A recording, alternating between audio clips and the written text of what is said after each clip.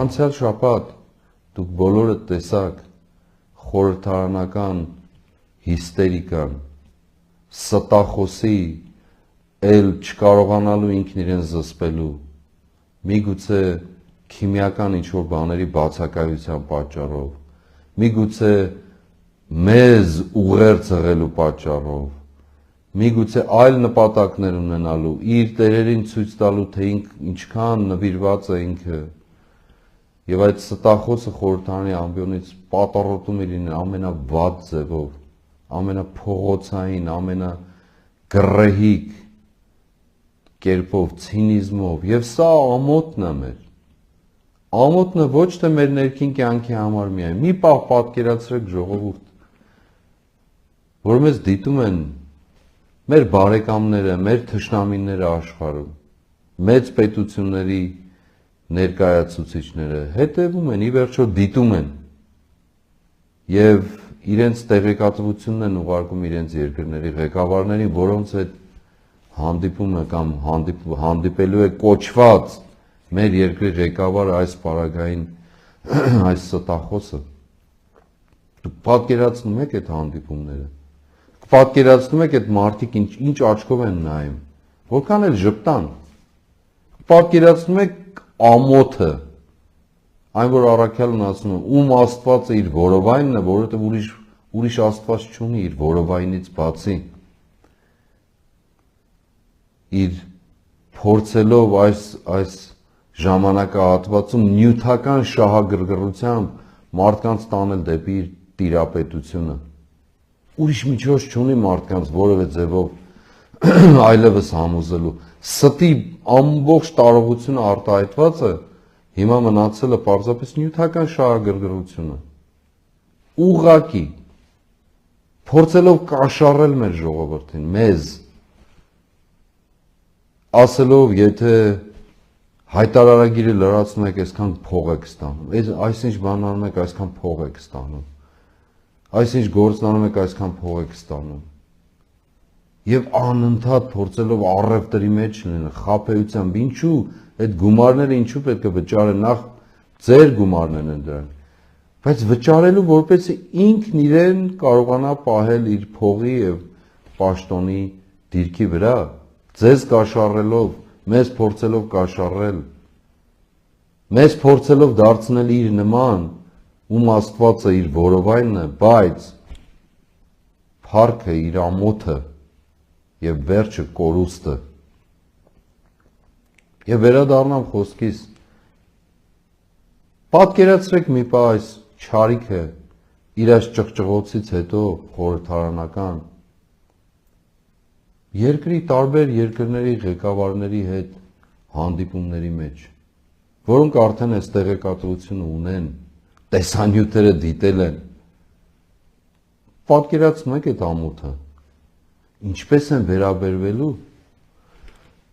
եւ խնդիրը ինքը չէ միայն իր միջոցով մեր հավաքական նկարագիրը, այո ուրախ եմ ասելու, որ տարբեր տեղերում, տարբեր երկրների ղեկավարներ լինեն կամ այլոք,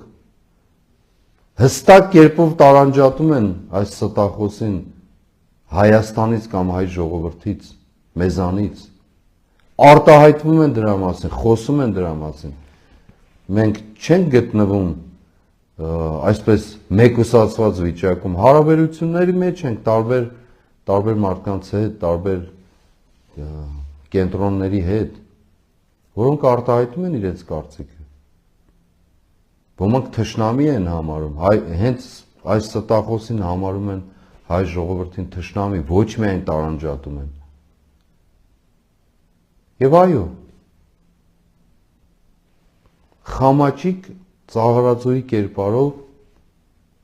ուղղակիորեն ինքն իրեն ցույց տալ կամ ինչպես ասած քիմիական որոշ ներարկումներից զրկված ուղղակիորեն ինքնաարտահայտում է հասկանալիորեն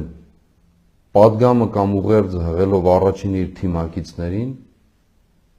եւ ապա փորձելով ինչ որ կերպով իր ստերը թաքցնել, որովհետեւ ինչպես անցյալ շաբաթ խոսեցինք այս մասին, իր սատանայական գործարքը փորձում է թաքցնել։ Մենք անցյալ անգամ ասել ենք, հրապարակիր այդ պայմանագիրը, ստախոս, եւ երկրորդ հրապարակիր այն փաստաթղթերը Արցախին վերաբերող բանակցային, որ մինչև այսօր կամ մինչև 2019 թիվը գոյություն են ունեցել։ Հրապարակիր այդ բոլորը։ Եթե իրապես մարդ ես, ճշմարտախոս ես, հրապարակիր։ Ի վերջո դու այս ժողովրդի կյանքի վրա ես այդ գինը փորձում վճարել քո իսկ իշխանությունը եւ նյութական հաճույքները բավարարելու առումով։ Հրապարակիր, ստախոս, հրապարակիր, ինչու ես վարանում, հրապարակիր, թող բոլորը իմանան,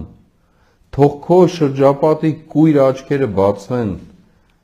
որոնց դարձրել ես քո գերին, նրանք էլ սիրով համաձայնվել են, ստրկության, այսպես ասած, ստրկության մեջ գտնվելու։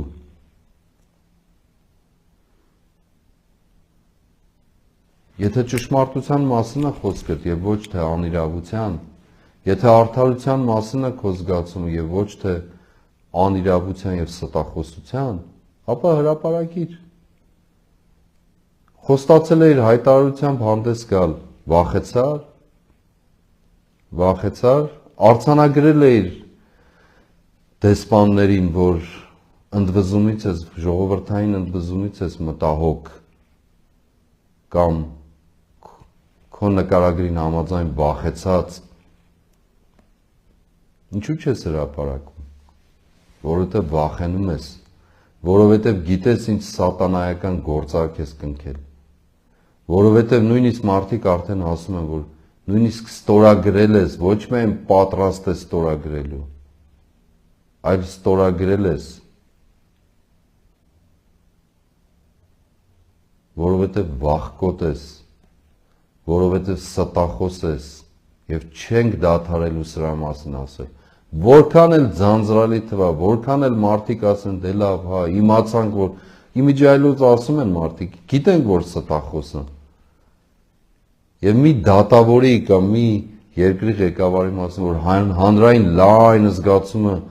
անընդհատ խոսի այդ մասին, որպես ստախոս։ Նա ինչպես կարող է ապրել, ինչպես կարող է քնել ընդհանրապես։ Դու չարիք, ստախոս, ինչպես ես ապրում։ Ինչպես։ Ես գիտեմ ինչպես ես ապրում։ Եվ փորձում ես մոռացնել տալ քեզ կամ երբեմն էլ ինքդ քեզ ցույց տալ որպես ոչինչ չպատահած։ Եվ այո, մենք գտնվում ենք այդ պայքարի ճանապարհի մեջ։ Ոչ թե միայն այս ստախոսին ճանապարհելու, այլ արդարության եւ ճշմարտության համար։